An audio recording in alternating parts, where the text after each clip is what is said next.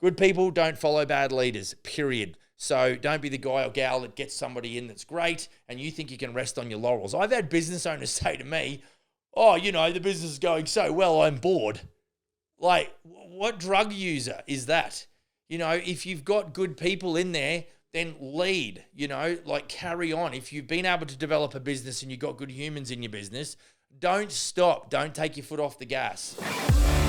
How old are you going to be before you start to experience life like you want it?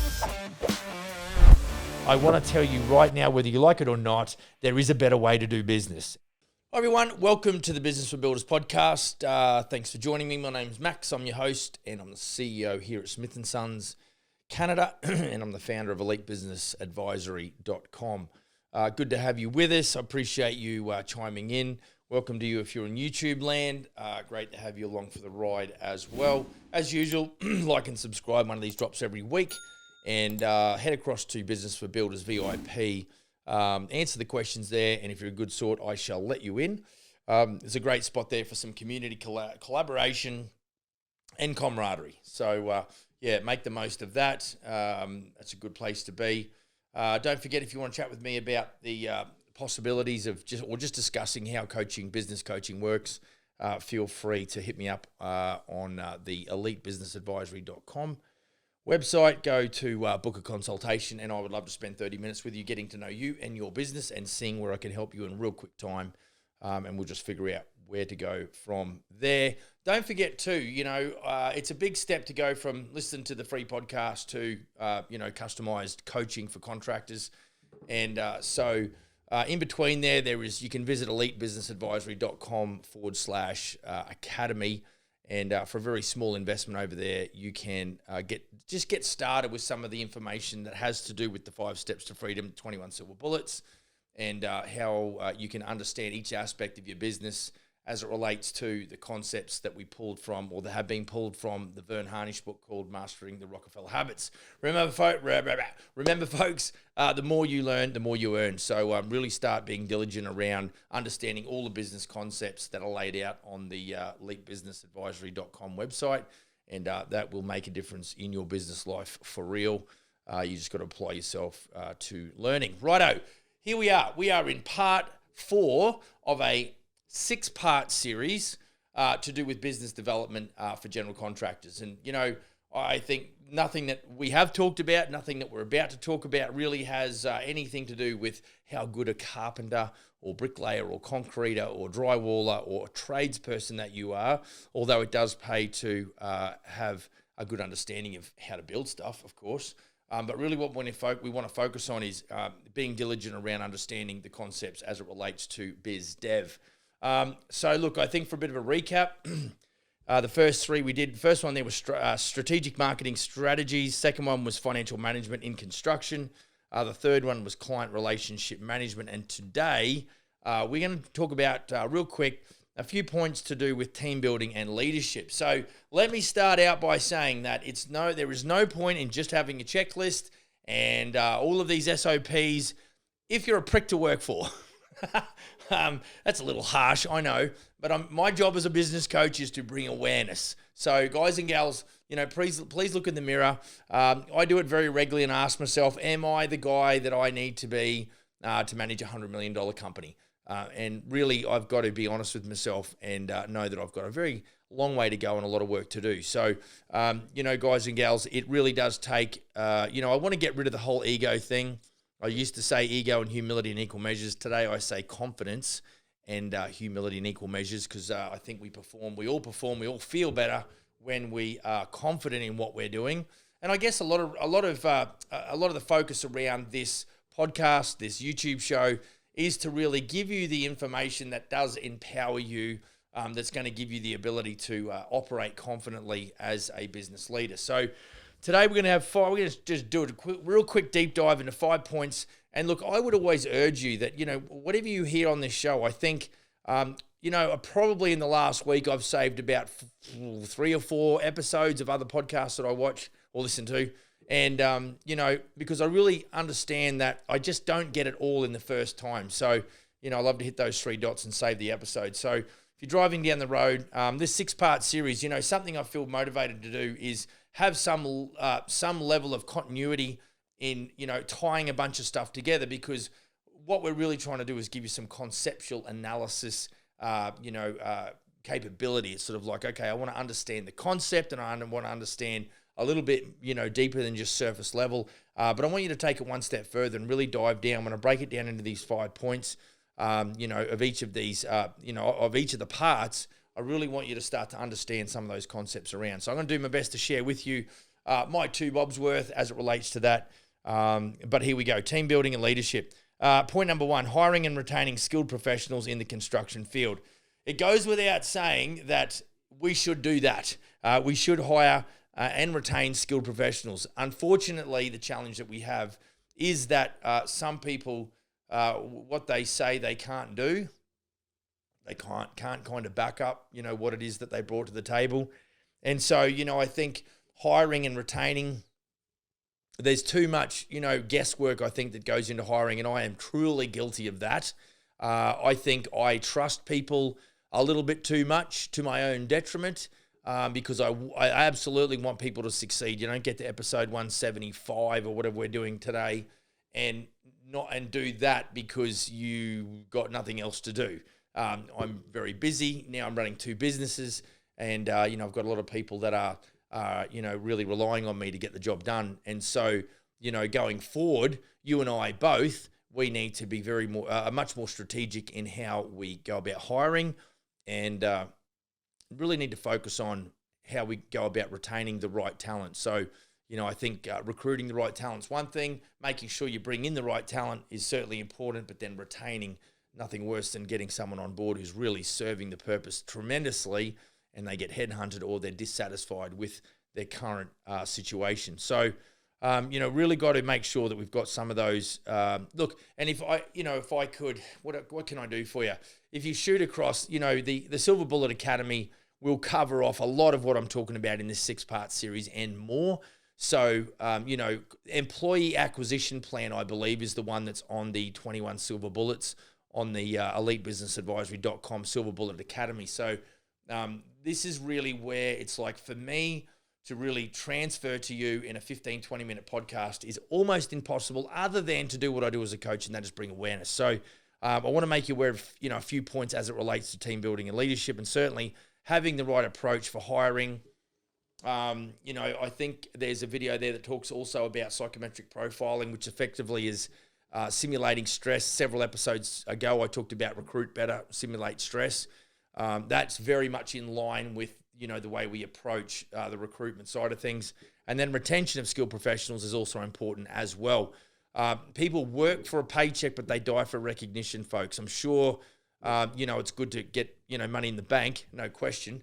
But the other thing, to be recognized specifically or particularly in public, to get a good old pat in the back, recognition for your hard work, certainly goes a long way to, I think, if I was to be part of something and get a pat on the back and recognized publicly, my commitment to that organization or that movement or whatever it is really does elevate itself because of that. So, a few things to consider. Developing a positive company culture and work environment. All right, folks, what we need to think about is, are we developing a positive company culture, or are we developing something that is more toxic? I think it's important, when we're in the strategic planning process, and if you were ever to join with me and become an elitebusinessadvisory.com client, one of the first things that we'll do in the first 4 weeks is to double down on some strategic planning. Now, we mix it up with a bit of coaching at the same time.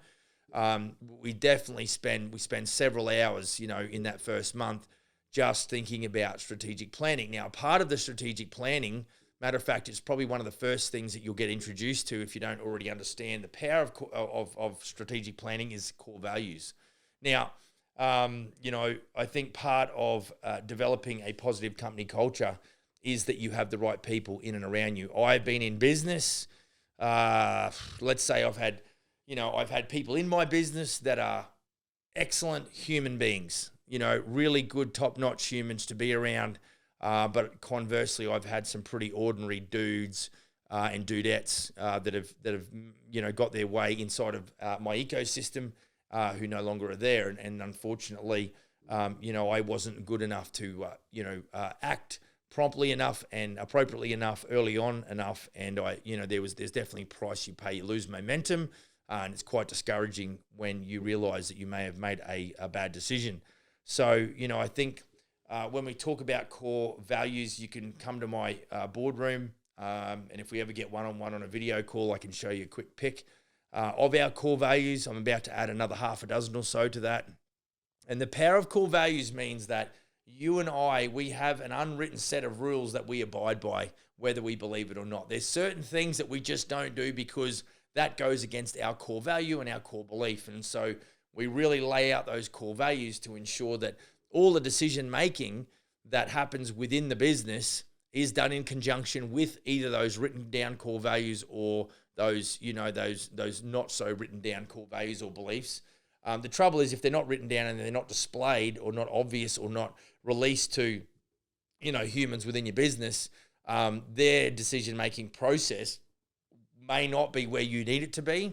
And so I want to find out when I'm bringing people into my business if their core values match or align with mine. Super important. So what that will do is if I get that right, okay, and there's no guarantees and it's certainly not a perfect science, but if I get that right, the chances of myself and that new person going long game is more likely than if I just kind of believed anything was on a resume because, sometimes I should have done some Google searches. That would have made my life a heck of a lot easier. So we want to make sure that we are bringing people into the business.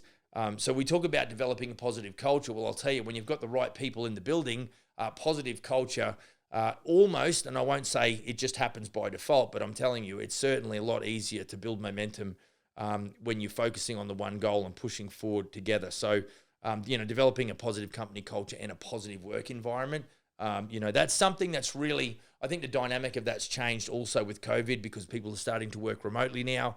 And I don't know if that's good or bad. I loved having my team in the office in and around what's going on. And, the camaraderie side of things is important. We are social butterflies. And so, I think there's part of that goes beyond the four walls of the operation, whereby you can really develop that positive work environment as well. Right. Point number 3, effective leadership strategies for construction project management. So, I think that what we need to do, let's say as managers, as general managers, as business owners, is that we have to set up our team for success. There's always a funny thing going around the office that, people ask me, hey, I'm thinking about this, I might need this. And all I say is send me a link.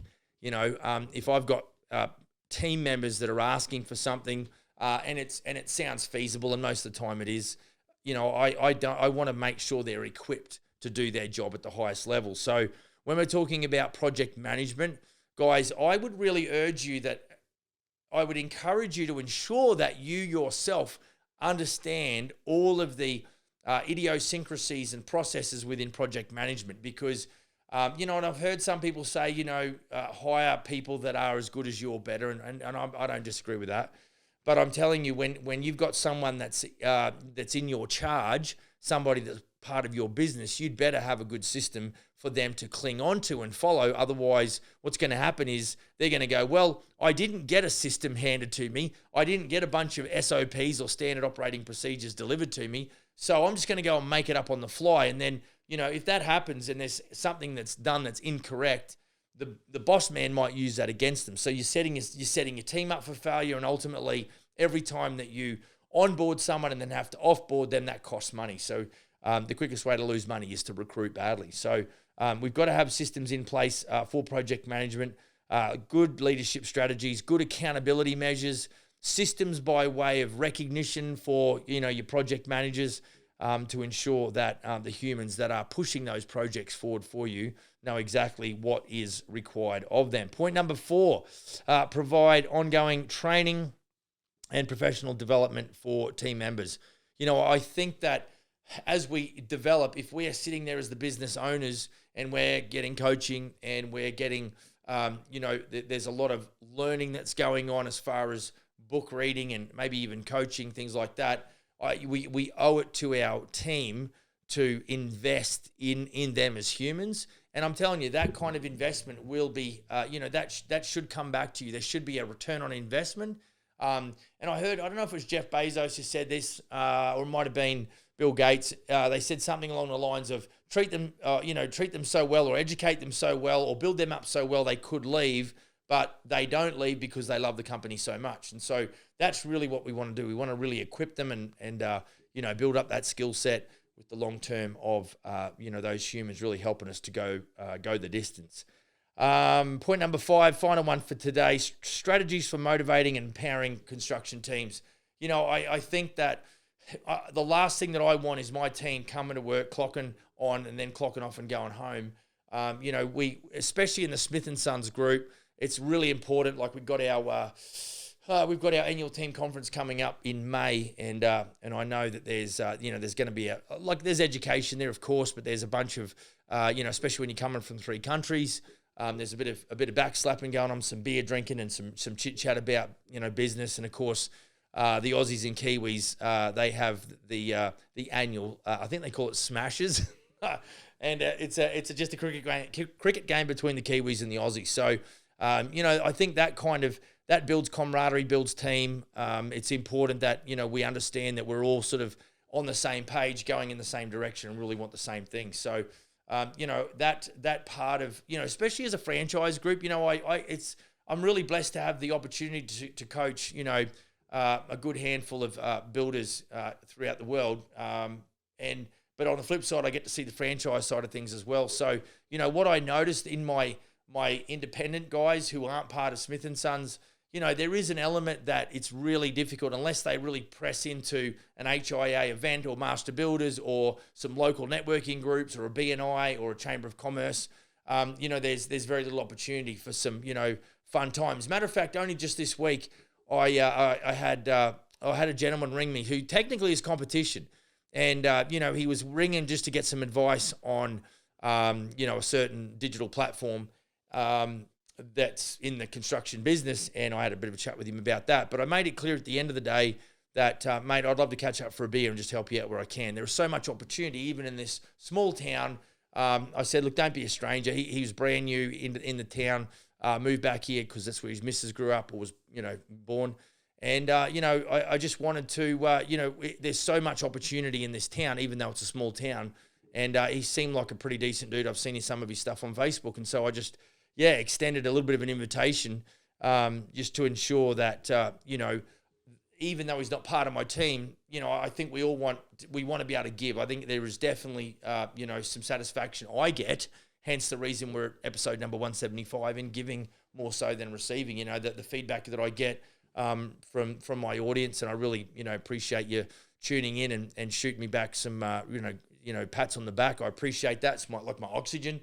But what we're really wanting to do is figure out strategies whereby do we have, a bit of a getaway? Do we have regular, Friday afternoon barbecue and beers? Is there something that we can do that kind of draws everybody in? Because remember, we're all here for a paycheck, but, there's something about, in Australia, Aussie rules clubs, AFL, it's very tribal. There's no question. Matter of fact, I seen a guy, a mate of mine from Brisbane I played AFL with, shout out to Sutto, and he's got a Collingwood, all the Collingwood fans, you either like them or you love them or you hate them, but, he had a big tattoo on the back, he's so committed to that, to that team. And so, I think we're all searching for that. Any of those sporting teams tend to sort of bring up that rivalry. I know one of the guys in the office, one of my franchisees, he's a big Edmonton Oiler fan.